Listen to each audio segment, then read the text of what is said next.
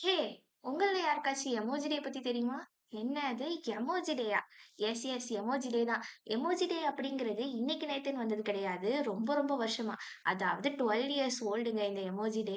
So இது வந்து world வைடா செலிப்ரேட் பண்ணிட்டு இருக்காங்க. ஆனா ஃபர்ஸ்ட் எல்லாம் வந்து இது ஜப்பான்ல தான் வந்து ஃபேமஸ் ஆயிருக்கு. ஸோ ஃபர்ஸ்ட் பார்த்தீங்கன்னா 176 எமோஜிஸோட ஸ்டார்ட் பண்ணவங்க இன்னைக்கு ஏகப்பட்ட எமோஜிஸோட சுத்திட்டு இருக்காங்கப்பா.